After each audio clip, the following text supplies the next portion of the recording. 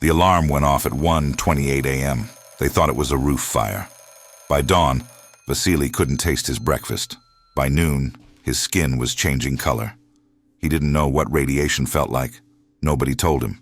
His name was Vasily Petrov. 23 years old in April 1986. Firefighter at station number 2 in Pripyat, married 4 months. His wife was 3 months pregnant. They lived in a small apartment on Lenina Street. The windows faced the power plant.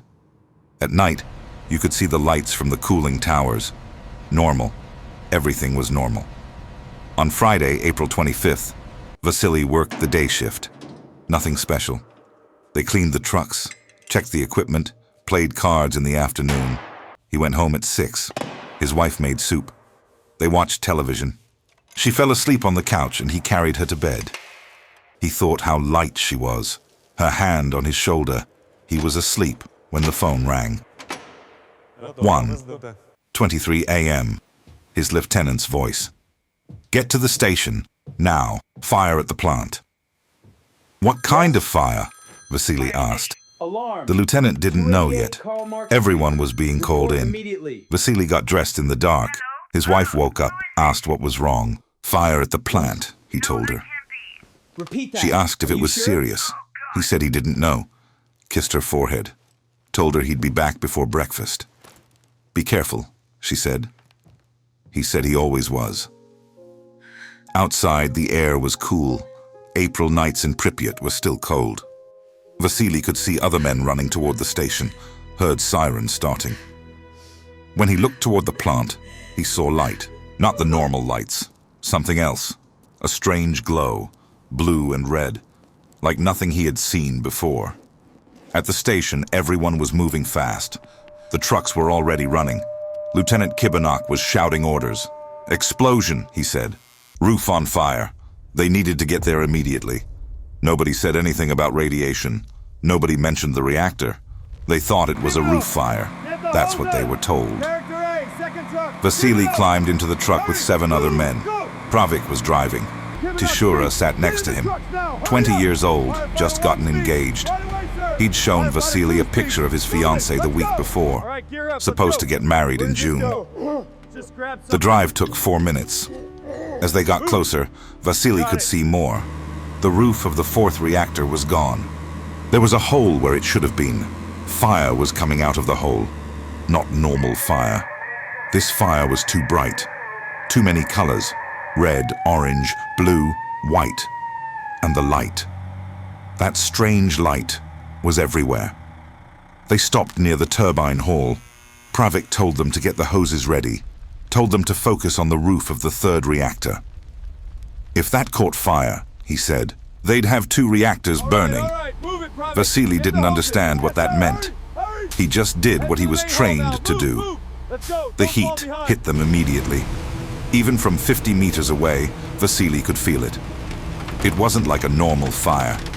This heat went through clothes, through skin, into bones. They ran the hoses toward the building. The water pressure was weak. They had to get closer.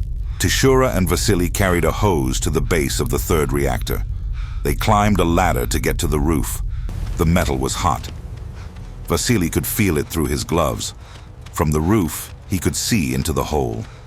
The reactor core was exposed. He didn't know that's what he was looking at. He saw fire, metal glowing, pieces of something scattered across the roof. Black chunks. Some were the size of his fist, some bigger. They were glowing slightly. Pravik shouted for them to spray the debris. They turned the hoses on the roof. The water hit the glowing chunks. Steam rose up. The chunks didn't stop glowing. Vasily's mouth started to taste strange, like metal, like he was chewing on a coin. He thought maybe it was from the smoke. He kept working.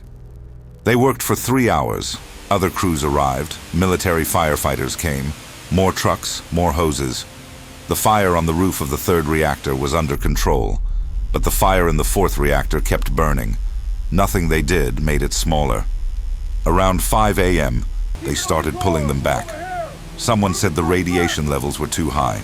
That was the first time anyone said the word radiation to them. Lieutenant Kibanok asked what the levels were. Nobody answered him. They just said to pull back. By the time the sun came up, Vasily was sitting on the grass near the truck. His hands were shaking. He thought he was just tired. Tishura sat next to him. His head hurt, he said. He felt sick. Probably the smoke, Vasily told him. Tishura nodded. But he looked worried. They sent them back to the station around 6 a.m. They were supposed to clean up and go home. Vasily washed his face, washed his hands. The water in the sink turned gray. He looked at his hands. They looked darker than usual, like he had a tan. But it was only 6 a.m. He had been in the dark all night. Vasily walked home. The streets were empty. Pripyat was still asleep. He could see the plant behind him. Smoke was still rising, but the city looked normal, quiet, peaceful. His wife was awake when he got home. She asked if he was okay. "Fine," he said, "just tired." She said he looked different. Asked what happened. "Fire at the reactor," he told her. "They put it out." He didn't tell her about the glowing chunks, didn't tell her about the taste in his mouth. He tried to eat breakfast. She made eggs and bread. He couldn't taste anything. Everything tasted like metal. He ate anyway. Didn't want her to worry. Vasily went to bed around 8 a.m.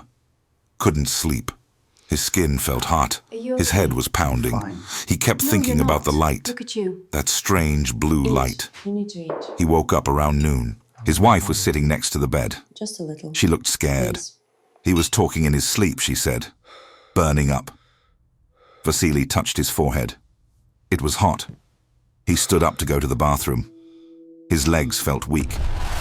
In the mirror, he saw his face. His skin was red. Not like sunburn. Darker. His wife came to the door. "Should they call a doctor?" she asked. "No," he said. He just needed rest. He didn't want to seem weak. By evening, he was worse. Started vomiting. Couldn't keep water down. His wife called the clinic. They said to bring him in. At the clinic, there were other firefighters. Vasily recognized some of them from the plant. They all looked like him. Red skin, sick, confused. A doctor examined him. Asked what he had been exposed to. Vasily told him about the fire. The doctor asked about radiation. "Nobody told us about radiation," Vasily said. The doctor didn't say anything else. Just wrote something down. They kept him overnight. His wife stayed in the waiting room. They wouldn't let her see him. Around midnight, someone came into his room. A man in a suit. Now. He asked detailed questions about what Vasily saw, what he touched, how long he was on the roof. Vasily answered everything. What, Doc? The man left without explaining why he was asking. The next morning, they told them they were being moved. A plane was coming. Moscow, hospital number 6. "Why?" Vasily asked. They needed specialists, they said. What kind of specialists? They didn't answer. His wife came to see him before the plane left. They gave her 5 minutes. She held his hand, asked if he was going to be okay. "Yes," he said. He'd be home in a few days. Where am I? She was What's happening? crying. Why are you doing this? "Don't cry," We have to take he you told her. now. No, please. I Everything don't would be understand. fine. He believed it when he said it. The plane ride took 3 hours. 17 of them. All firefighters. All from the plant. Some were worse than Vasily. Some couldn't walk. Tishura was on the plane. He tried to smile at Vasily. His lips were cracked and bleeding. When they arrived in Moscow, there were ambulances waiting. They took them to hospital number 6. A special hospital for radiation exposure. That's when Vasily understood. What they ran into wasn't just fire. At the hospital, there were doctors everywhere. Not just 5 or 10. Dozens, maybe more. Someone later told Vasily there were over 200 medical staff working on them. He didn't count. He just remembered seeing white coats everywhere he looked. They put him in a room by himself. Tests immediately. Blood tests, skin samples, measurements he didn't understand. They asked about symptoms. He told them everything. The taste, the heat, the vomiting, the skin changes. They wrote everything down. They didn't tell him what it meant. If these stories matter to you, consider subscribing and turning on notifications. This channel exists to remember what official reports often forget. The first week was the worst. Vasily's skin started to blister. His hair fell out. Not slowly, in clumps. He would touch his head and hair would come away in his hand. He stopped eating. Everything tasted wrong. They fed him through a tube. Too weak to argue. His wife came to Moscow. They wouldn't let her see him at first. She waited outside the hospital for 3 days. Finally, they let her in. 15 minutes. She wore protective clothing, gloves, a mask. She stood 2 meters away from his bed. She told him she loved him, told him to fight. Vasily wanted to tell her he was trying. He couldn't speak. His throat was too damaged. He doesn't remember a lot from the second week. The doctors said he was delirious. His organs were failing, they said. They were doing everything they could. He remembered pain, constant pain, in his skin, in his bones, everywhere. Pravik died on May 9th. No. They didn't tell Vasily right away. He found out Help. later. Where am I? Get Tishura me out. died on May 10th. No, I need to stay. He never got married. Vasily started to understand what was happening. The glowing chunks We on need the to move roof. quickly. That was the reactor now. core. Clear Pieces the of it area. had exploded. They had been standing next to them, picking them up with their hands, spraying water on them. For hours, nobody told them. Nobody gave them protection. Nobody said radiation. By the third week, Vasily's body was fighting infections. The radiation had destroyed his immune system. Every small cut became infected. Every breath was difficult. The doctors tried bone marrow transplants. His sister was a match. They took her marrow and put it in him. It didn't work.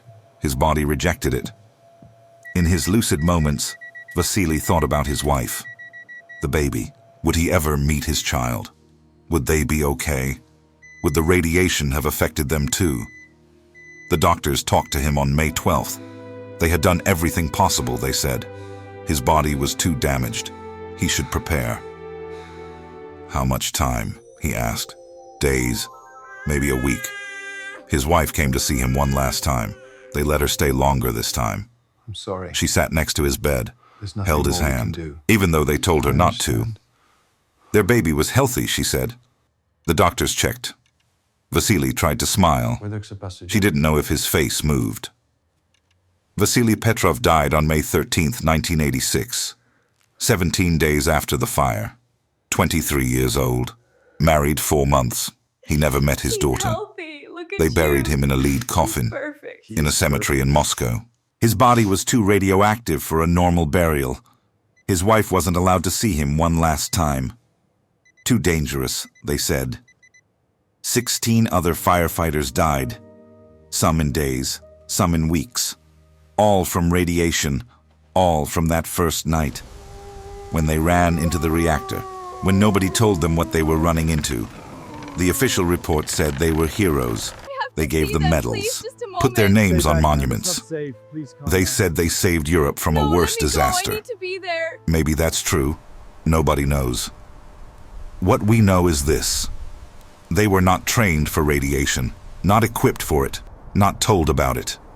They ran toward a burning reactor core because they thought it was a roof fire. They died because nobody gave them information. Nobody gave them protection. Nobody told them the truth. Vasily's daughter was born in December 1986. His wife named her after his mother. She grew up without him. His wife never remarried. She said she couldn't. She said Vasily was her only love. There are moments when you think about what if. What if he had stayed in bed? What if he had ignored the phone? What if someone else had gone? But that's not how it works. When the alarm sounds, you go. That's what firefighters do. They run toward the danger. They trust that someone will tell them what they're running into. They trust that they'll be protected.